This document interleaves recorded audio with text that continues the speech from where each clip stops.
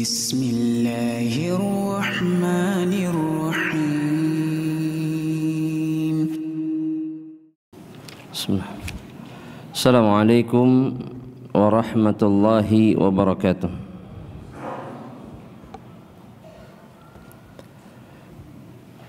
Innal hamdalillah nahmaduhu wa nasta'inuhu wa nastahdihi wa na'udzu billahi min shururi anfusina wa sayyiati a'malina man yahdihillahu fala mudilla lahu wa man yudlilhu fala hadiya lahu fa asyhadu an la ilaha illallah wahdahu la syarika lahu wa asyhadu anna Muhammadan abduhu wa rasuluhu la nabiyya ba'dah.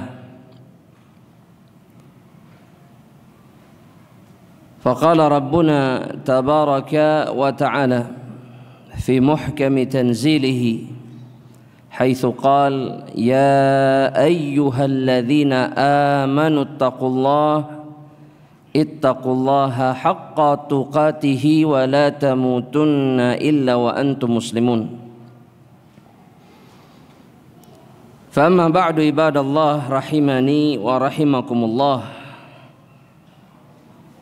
Atas izin Allahu Jalla fi'ulah kita kembali bisa duduk di rumah Allah dan kemudian kembali mendapatkan kesempatan untuk bisa mendekat ke pintu-pintu surga Allah Subhanahu wa ta'ala,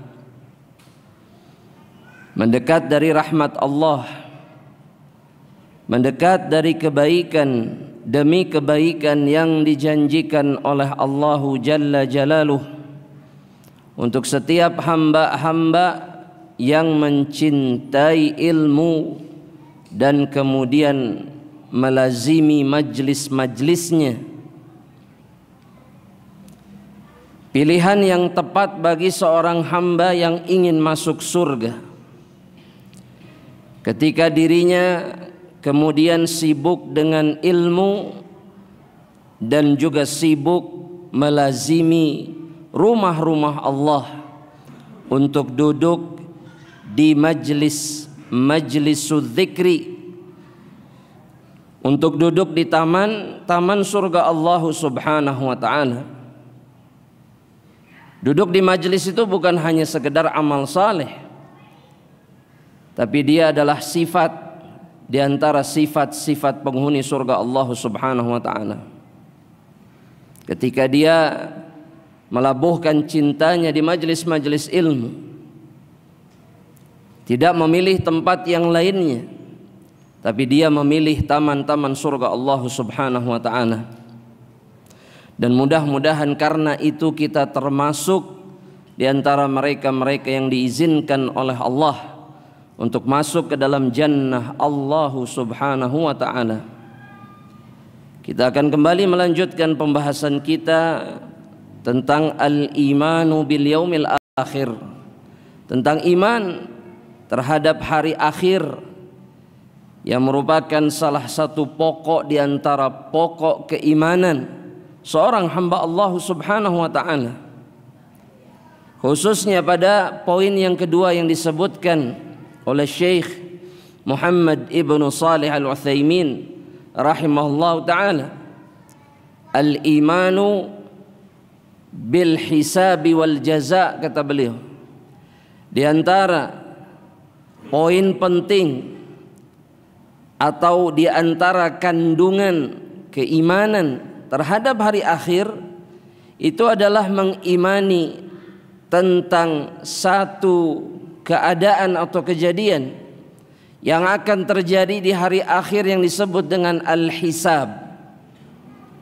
yaitu perhitungan yang akan dilakukan oleh Allah Subhanahu wa ta'ala kepada hamba-hambanya.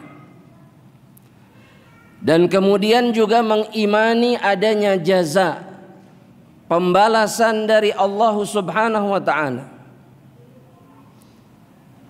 karena merupakan sebuah kesia-siaan ketika Allah Subhanahu wa ta'ala kemudian membiarkan hamba-hambanya pada hari kiamat tanpa menegakkan jaza atas diri mereka, tanpa memberikan balasan kepada mereka atas seluruh apa yang mereka perbuat di dalam kehidupan dunia yang telah dilalui oleh setiap hamba-hamba Allah. Kata Syekh, yuhasabul abdu ala amalihi wa yujaza alaih. Seorang hamba Allah Subhanahu wa ta'ala itu akan dihisab atas amalan yang dikerjakan. Allah akan bertanya. Perkara yang terpenting di dalam hisab adalah ketika Allah menanyakan apa yang dikerjakan oleh hambanya. Bukan hanya sekedar menghitung amalan hamba, tidak. Tapi Allah menanyakan apa yang dilakukan oleh seorang hamba Allah Subhanahu wa ta'ala di dalam kehidupan dunia yang telah dilaluinya, di dalam kehidupan yang telah diberikan oleh Allah, di dalam kehidupan yang merupakan kesempatan bagi seorang hamba untuk bisa menyempurnakan ibadah kepada Allah Jalla fi'ulah. Dan kemudian dia akan dibalas sesuai dengan amalan yang dia kerjakan. Dan beliau memastikan bahwa perkara ini ditunjukkan, ditetapkan oleh Alkitab, oleh Al-Quran Al-Karim, oleh kitab Allah. Kemudian yang kedua was sunnah, kata beliau. Yang kedua sunnah. Dan yang ketiga adalah ijma'ul muslimin, kesepakatan kaum muslimin bahwa perkara tersebut pasti terjadi dan akan terjadi.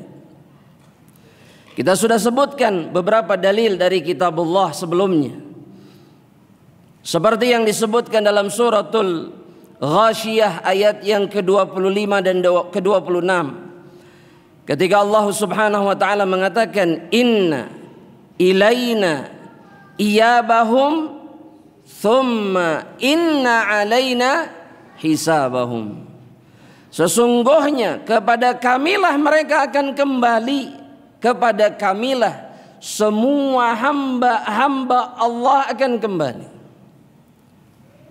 terkhusus al-mukallafun, terkhusus mereka-mereka yang diberikan beban syariat oleh Allah.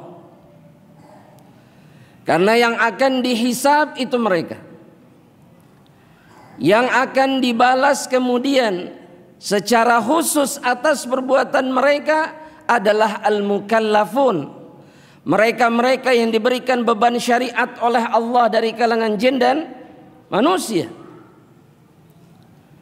Dan Allah kemudian mengatakan thumma inna alaina hisabahum, dan menjadi tugas kamilah, menjadi kewajiban kamilah kemudian menghisab,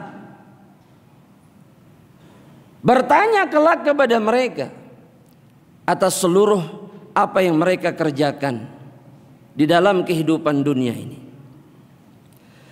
Dan juga ayat-ayat yang lainnya dari kitabullah yang menetapkan bahwa hari hisab itu hak dan pasti terjadi. Begitu juga beliau kemudian menyebutkan hadis yang sahih dari sahabat Abdullah ibnu Umar radhiyallahu taala anhuma, hadis yang disepakati oleh Al-Imam Bukhari dan juga Al-Imam Muslim akan kesahihannya, muttafaqun alaih, di mana baginda yang mulia Nabi Muhammad sallallahu alaihi wasallam, beliau sallallahu alaihi wasallam mengatakan, innallaha yudnil mu'mina fayada'u alaihi kanafahu ay satrahu wa yasturuhu, bahwa Allah Subhanahu wa ta'ala itu akan mendekatkan seorang hamba yang beriman kepada dirinya, Kemudian Allah meletakkan kanafnya. Dan disebutkan makna kanaf di sini, satar, hijab, penutup, penghalang yang menghalangi pandangan mata, itu yang disebut dengan kanaf. Fayadha'u kanafahu wa yasturuhu, dan menutupi hamba ini dari pandangan hamba-hamba yang lain. Ini yang akan Allah lakukan kepada hamba-hambanya yang beriman. Allah tidak akan mempermalukan dirinya di hadapan makhluk-makhluk Allah yang lainnya. Dan betapa semestinya kita mendambakan ini, ahibbati fillah, ketika Allah menghisab diri kita.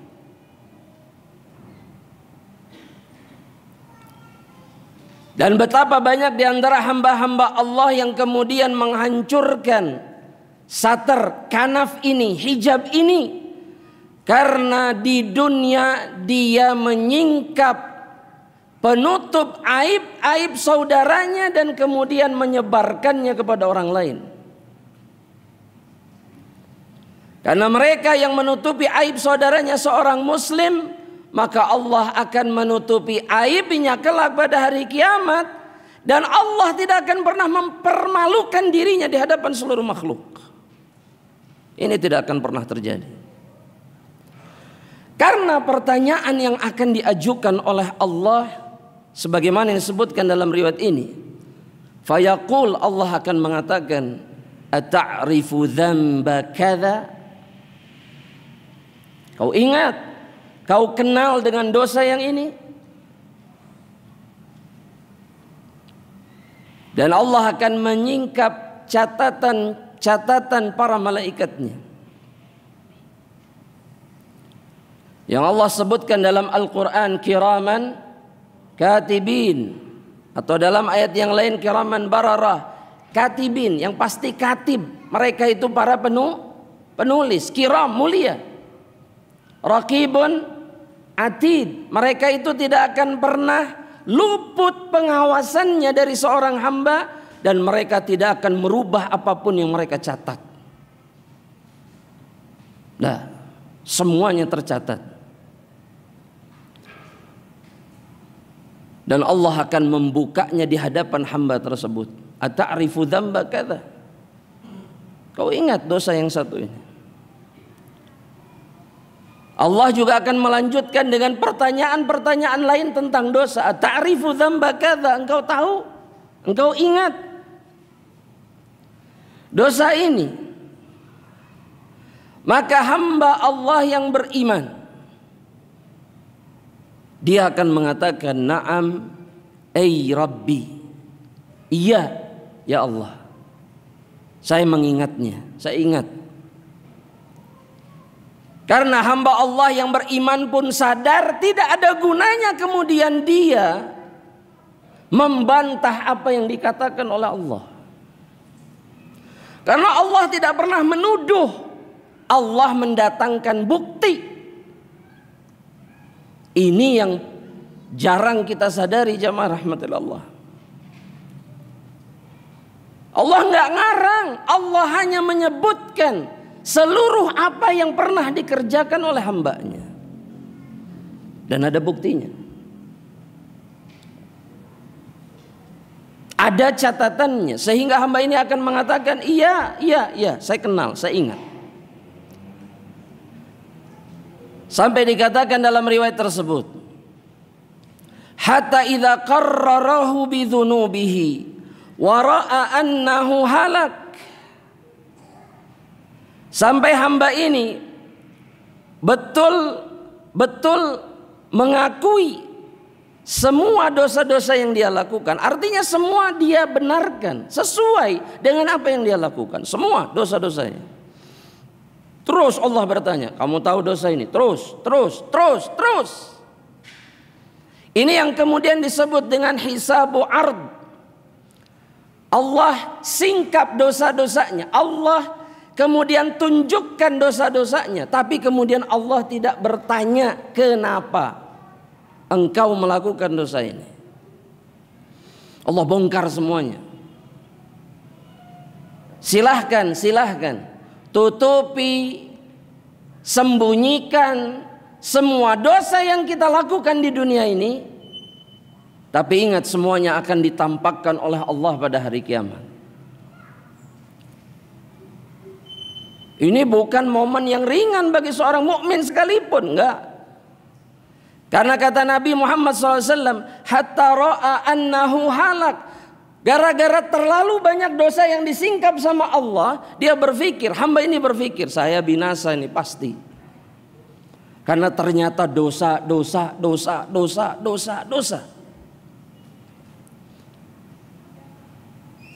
Maka Allahu Jalla Jalaluhu akan berfirman kepada dirinya, qala qad satartuha 'alaika fid dunya.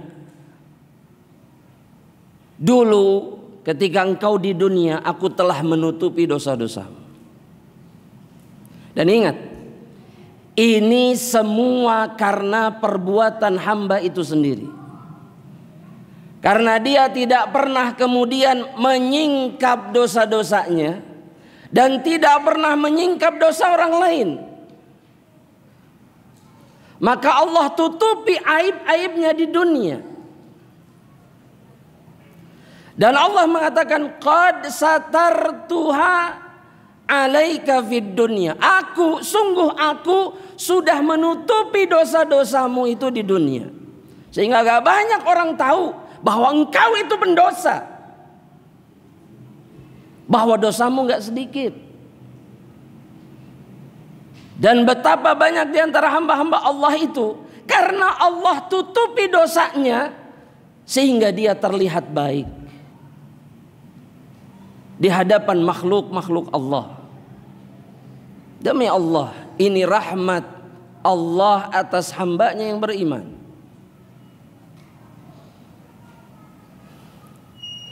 Bahkan tidak sedikit para salafus saleh itu mengatakan, andaikan dosa-dosa mereka itu memiliki aroma, bau, maka tidak ada yang mau mendekat dari mereka. Iya, begitulah semestinya orang beriman kepada Allah. Dan Allah kemudian mengatakan, wa ana aghfiruha lakal yaum. Aku ampuni hari ini.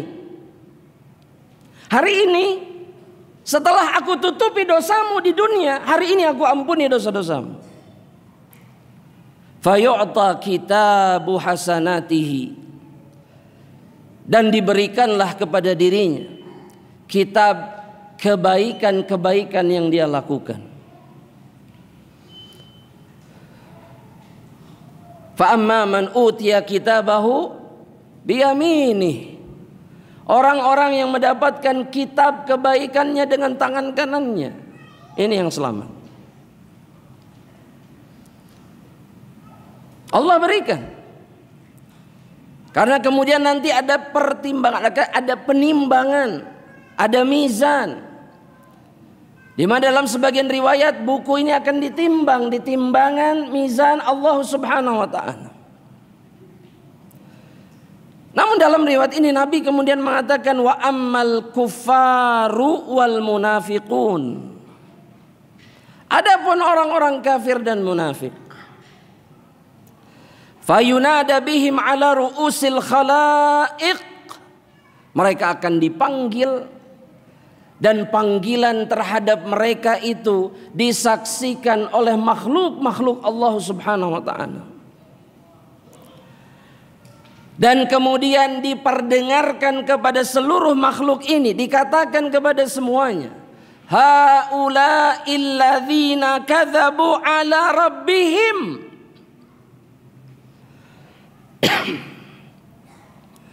Mereka adalah manusia-manusia yang mendustakan Rabb mereka. Semua orang tahu, munafikin, kuffar, musyrikin, semuanya tahu. Fulan bin fulan, fulan bin fulan, munafik. Di hari itu semua orang tahu bahwa dia telah berdusta kepada Rabbnya, telah mendustakan Rabbnya. Dan kemudian diseru, dikatakan ala la'natullahi 'alal zalimin. Sungguh laknat Allah itu akan menimpa orang-orang yang zalim, terkhusus di hari kiamat. Makanya orang-orang kafir mengatakan bahwa hari itu adalah yaumun asir. Hari itu adalah hari yang berat, hari yang sulit. Kecuali bagi mereka-mereka yang dirahmati oleh Allah. Sejatinya hari-hari mereka pun berat, tapi Allah mudahkan atas mereka. Bagaimana tidak berat jamaah rahmatillah Allah ketika antum harus menjawab pertanyaan-pertanyaan Allah Jalla Jalaluhu, dan tidak ada tempat dan tidak ada cara untuk menghindar dari permintaan Allah untuk bertanggung jawab atas apa yang kita lakukan. Mau lari kemana anda mau tanya? Kita mau lari kemana? Kepada siapa kita akan minta tolong? Jamaah, jamaah, kepada siapa kita akan minta tolong? Dan apa yang bisa kita lakukan untuk membela diri kita di hadapan Allah? Dan siapa yang bisa memastikan bahwa dirinya pasti selamat di hadapan Allah Subhanahu wa ta'ala? Ini hanya akan difikirkan oleh mereka-mereka yang beriman dan takut kepada Allah. Ahibati fillah, setiap dari kita pasti melewati hari itu. Demi Allah.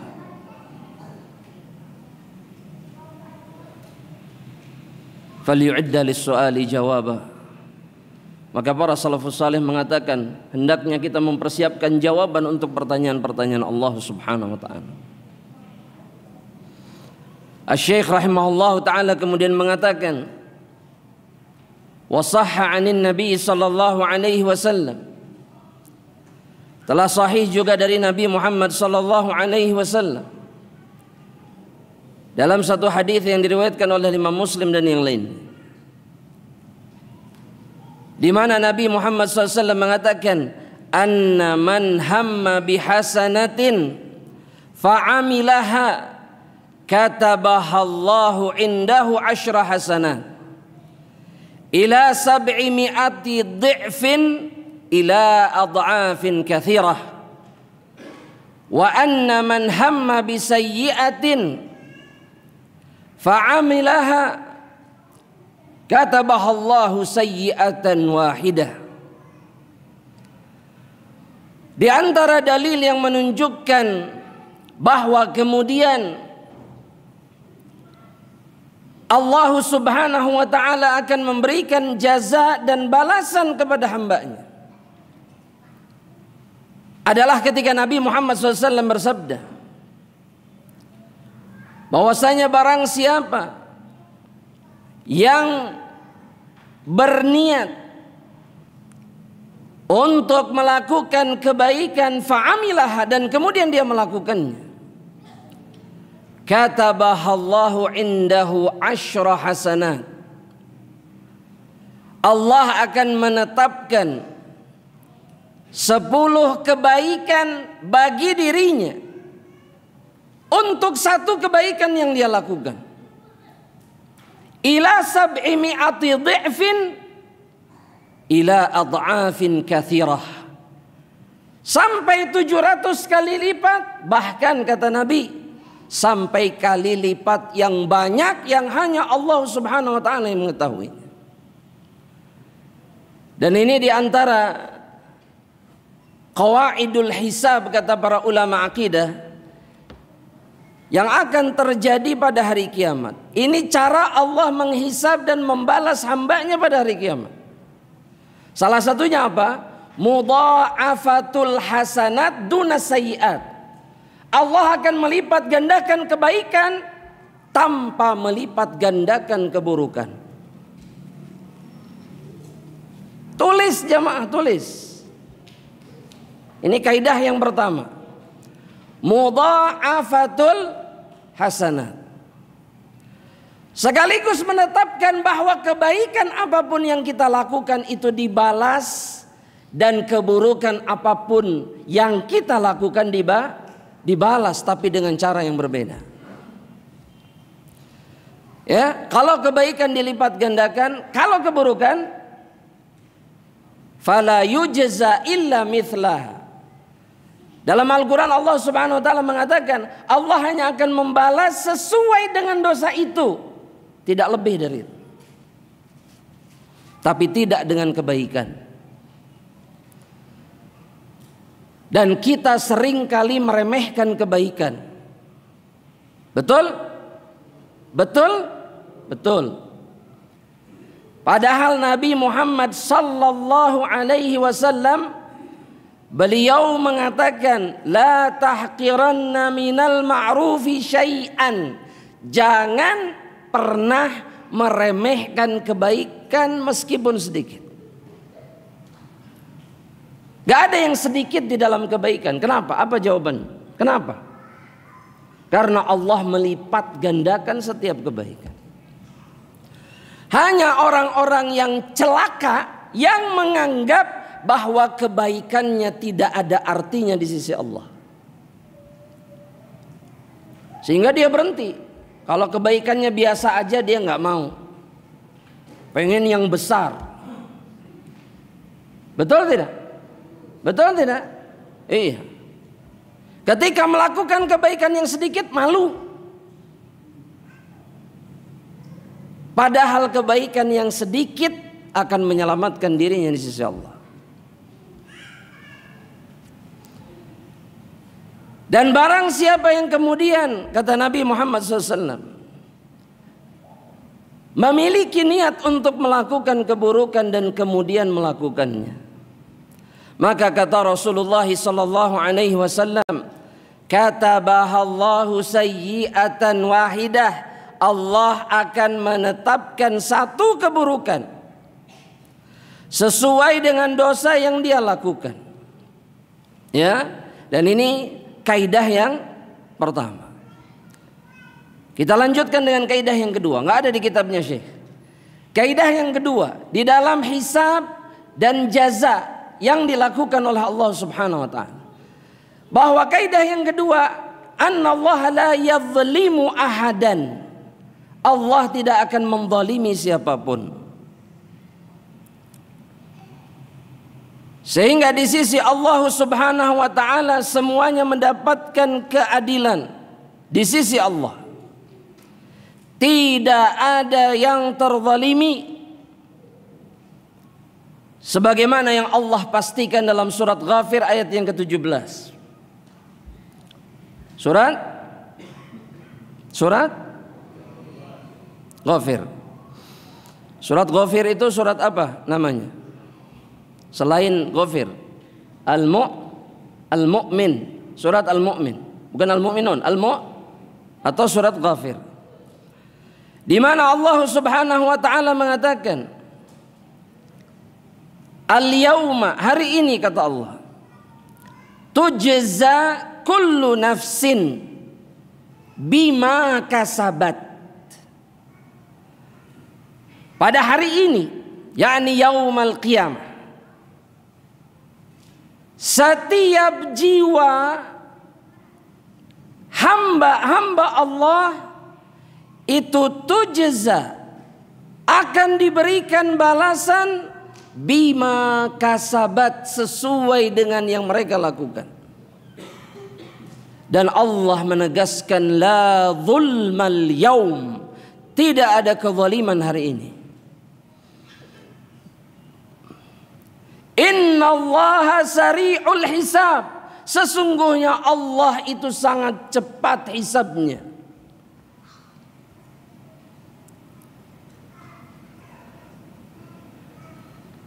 Sehingga tidak perlu khawatir bagi hamba-hamba Allah yang hari ini di dunia dia merasakan banyak kezaliman dari hamba-hamba Allah yang lainnya. maka pada hari kiamat tidak ada kezaliman atas diri mereka. Dan gak usah khawatir, hari ini akan berlalu. Kezaliman hari ini akan kita lewati demi Allah.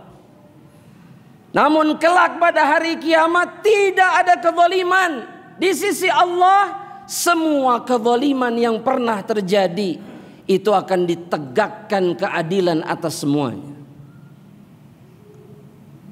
Makanya Nabi Muhammad SAW itu wanti-wanti kepada setiap umatnya untuk tidak berbuat zalim kepada siapapun.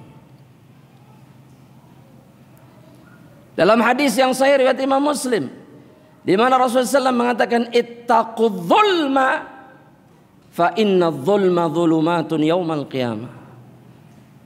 Hindari oleh kalian yang namanya kezaliman itu, karena kezaliman itu akan menjadi kegelapan pada hari kiamat. Jangan zalim, jangan zalim, dan Allah tidak akan pernah menzalimi siapapun. Kaidah yang ketiga, jamaah rahmatullahi Allah subhanahu wa ta'ala, yang berikutnya, para ulama mengatakan, jamaah rahmatullahi Allah subhanahu wa ta'ala, bahwa di antara apa yang akan dilakukan oleh Allah subhanahu wa ta'ala ketika Allah menghisab hambanya, itu adalah Allah subhanahu wa ta'ala akan menegakkan hujjah. Allah akan menegakkan hujjah.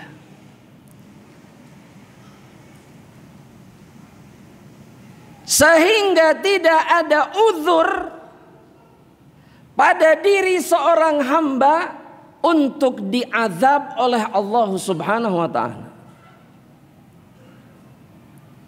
Paham maksudnya jamaah?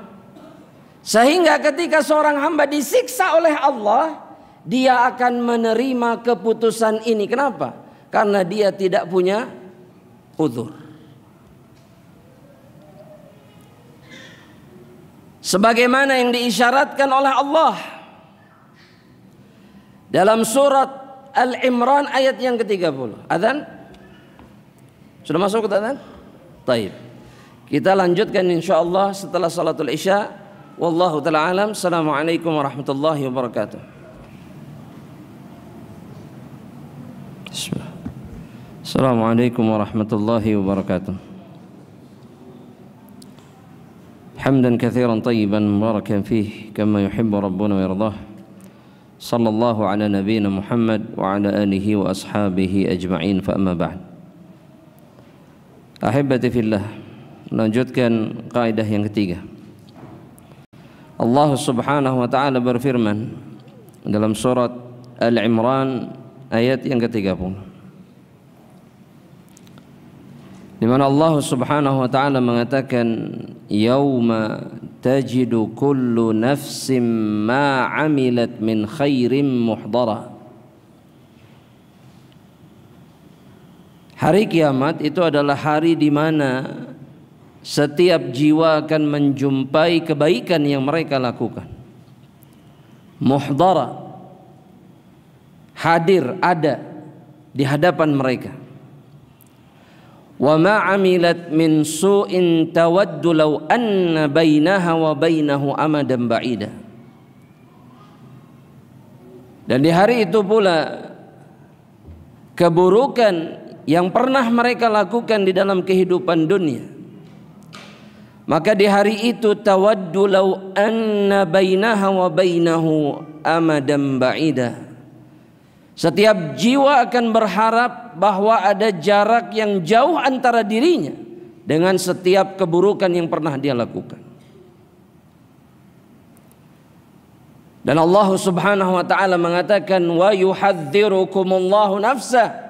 Allah memperingatkan kalian tentang dirinya, bahwa Allah subhanahu wa ta'ala tidak akan pernah luput darinya setiap keburukan yang dilakukan oleh seorang hamba. Dan Allah akan memberikan balasan atas seluruh perbuatan yang dilakukannya, yang dilakukan oleh hamba tersebut. Wallahu ra'ufum bil ibad. Dan Allah adalah zat yang rauf, yang lembut kepada hamba-hambanya. Dalam ayat yang lainnya Allah subhanahu wa ta'ala pun berfirman dalam suratul Infitar ayat yang kelima, di mana Allah subhanahu wa ta'ala mengatakan alimat nafsum ma qaddamat wa akharat. Setiap jiwa akan mengetahui seluruh apa yang pernah dia lakukan, apa yang sudah dia lakukan, apa yang menjadi perbuatan terakhirnya. Semua akan dijumpai oleh dirinya di hadapan Allah.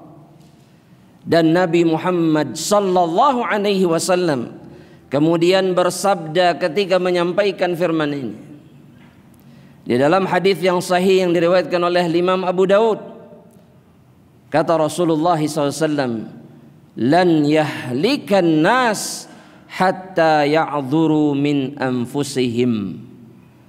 Manusia itu tidak akan binasa, manusia tidak akan disiksa, diazab oleh Allah sampai dia kemudian tidak memiliki uzur lagi di hadapan Allah subhanahu wa ta'ala.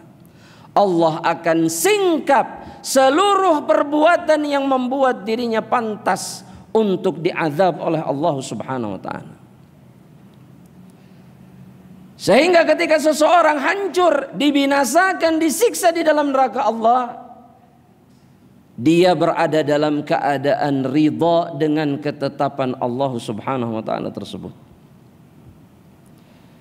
Allah tidak pernah sesukanya menyiksa siapapun, tidak pernah.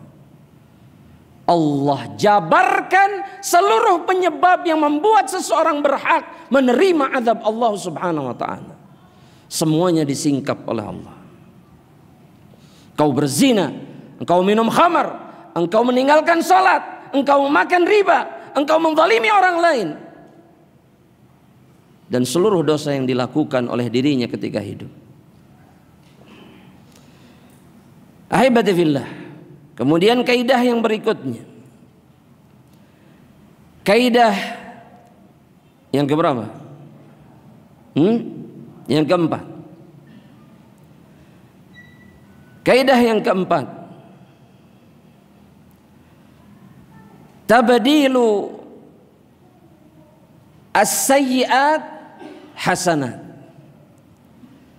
Di antara apa yang akan Allah lakukan kelak pada yaumul hisab adalah Allah menggantikan dosa-dosa yang dilakukan oleh hamba-hambanya, diganti, dirubah menjadi kebaikan.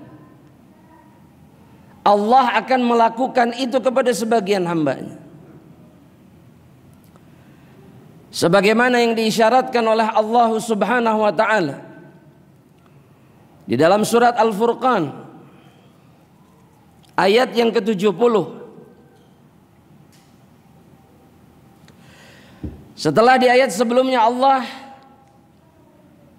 menyebutkan bahwa di antara sifat ibadur rahman adalah mereka-mereka yang tidak menduakan Allah di dalam ibadah. Kemudian mereka tidak membunuh jiwa yang diharamkan oleh Allah kecuali dengan haknya. Kemudian di antara sifat ibadur rahman wala yaznun, mereka tidak berzina. Dan kemudian Allah mengatakan wa may yaf'al dzalika yalqa athama, dan siapapun di antara hamba Allah yang melakukan perbuatan-perbuatan itu, maka dia akan menjumpai dosanya kelak di sisi Allah subhanahu wa ta'ala. Dia akan mendapati balasannya. Yudha'af lahul adzab, kemudian Allah lipat gandakan, Allah lipat gandakan azab dan siksa bagi mereka-mereka yang berbuat kemusyrikan, bagi mereka-mereka yang membunuh, bagi mereka-mereka yang berzina. Yudha'af lahul adzab wa yakhlud fihi muhana, dan dia akan lama sekali di dalam neraka dalam keadaan dihina, terhinakan, dihinakan oleh Allah Subhanahu wa taala. Kemudian Allah mengatakan di ayat yang ke-70, illa man taab, kecuali yang bertaubat. Tulis jemaah, antum harus tahu ini. Ya, ayat Allah itu nggak bisa cuma direnungi begitu saja. Tulis. Hafal ayatnya? Belum. Tulis berarti. Surat Al-Furqan ayat 69. Betul tidak? Salah. Ayat 70. Tuh kan sudah betul. Betul. Iya, kenapa coba penyebabnya bisa begitu? Nggak dicatat. Catat. Ayat keberapa jemaah? Masya Allah, mantap kalau sekarang.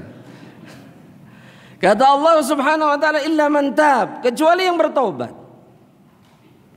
Yang bertaubat. Wa aman, dan kemudian beriman. Dan kemudian kata Allah Jalla Jalaluh, wa amila salihan, dia beramal saleh. Dia menghapuskan jejak-jejak dosanya dengan amal kebaikan dan ketaatan kepada Allah. Sebagaimana yang dikatakan juga oleh Nabi Muhammad SAW dalam sebuah hadis, wa atbi'is sayyi'atal hasanata tamhuha.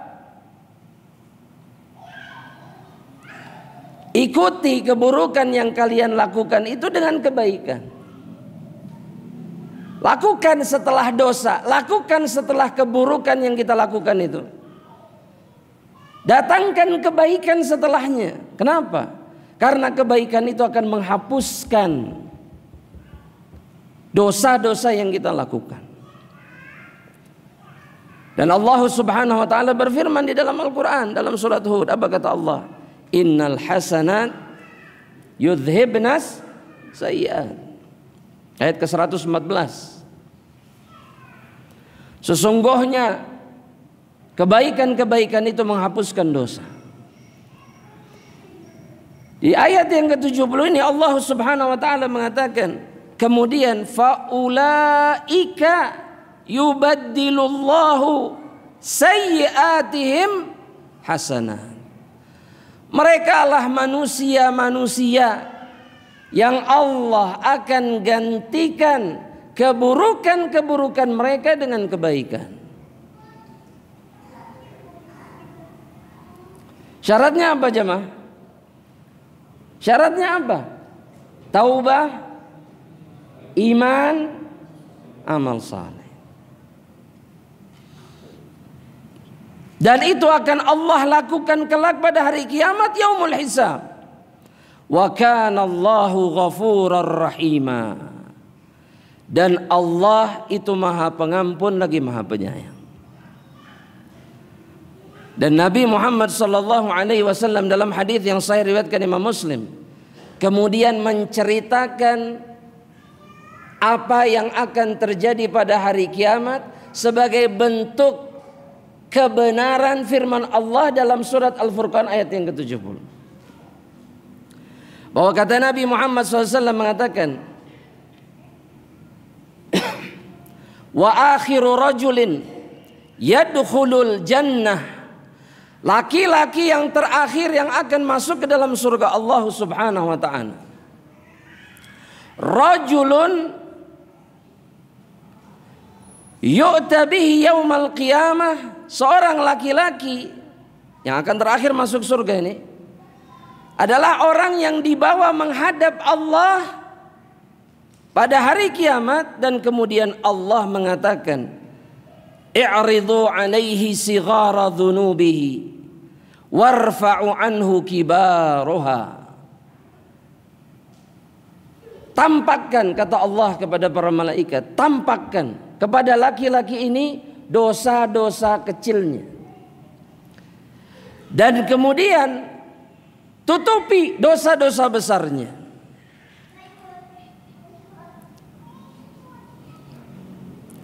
Jadi yang ditambahkan hanya dosa kecil. Fatu'radu alaihi sigharu dhunubihi maka ditampakkanlah kepada dirinya dosa-dosa kecil yang pernah dia lakukan. Fayuqal, dikatakan kepada dirinya, amilta yauma kadza kadza wa kadza, amilta yauma kadza kadza wa kadza, fayaqulu na'am. Kamu melakukan perbuatan ini di hari ini dan di hari ini. Bahkan harinya nanti akan disebutkan oleh Allah Subhanahu wa taala. Dan laki-laki ini mengatakan, na'am, iya, saya melakukan ini semuanya. La yastati'u an yunkira, kata Nabi, dia tidak bisa mengingkari dosanya. Wa huwa mushfiqun min kibari dhunubihi. Dan kemudian laki-laki ini mengkhawatirkan dosa-dosa besarnya kemudian akan disingkap oleh Allah Subhanahu wa taala. Namun Allah Subhanahu wa taala kemudian mengatakan kepada hamba ini, fa inna laka makana kulli sayyi'atin hasanah. Aku berikan untuk dirimu, untuk setiap dosa yang engkau lakukan, satu kebaikan dari sisiku, kata Allah Subhanahu wa taala. Apa yang terjadi setelahnya, jemaah? Fayaqul, ya Rabb, dia mengatakan kemudian, wahai Rabbku, qad amiltu asya'a la araha hahuna. Sungguh aku melakukan perbuatan-perbuatan yang tidak aku saksikan di catatan-catatan ini. Dalam riwayat yang lainnya, dia mengatakan bahwa aku melakukan dosa-dosa besar. Mana dosa-dosa besarku? Dan dia berharap dosa-dosa besarnya pun kemudian digantikan dengan kebaikan oleh Allah Subhanahu wa taala. Maka kata perawi hadis, falaqad ra'aitu Rasulullah SAW dhahika badat nawajidhuhu. Ketika menceritakan hadis ini, aku melihat Rasul tertawa sampai terlihat gigi gerahamnya. Karena hamba ini dari yang tadinya dia takut diazab oleh Allah Subhanahu wa taala, ketika tahu dosanya diganti dengan maka dia menuntut dosa-dosa besarnya pun diperlihatkan oleh Allah. Mana dosa besar saya? Ini ganti juga dengan kebaikan. Dan itu akan terjadi kepada sebagian hamba-hamba Allah Subhanahu wa taala. Namun pertanyaannya, apakah itu akan terjadi kepada diri kita? Siapa yang bisa menjamin bahwa Allah kemudian akan melakukan itu kepada kita?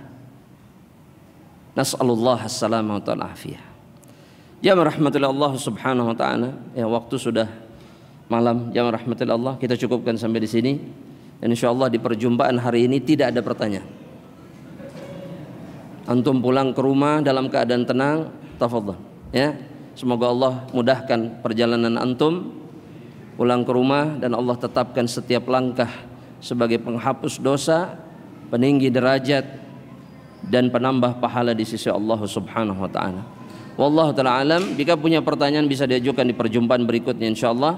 Kita akhiri dengan doa kafaratul majlis. Subhanakallahumma wa bihamdika asyhadu an la ilaha illa anta astaghfiruka wa atubu ilaik. Assalamualaikum warahmatullahi wabarakatuh.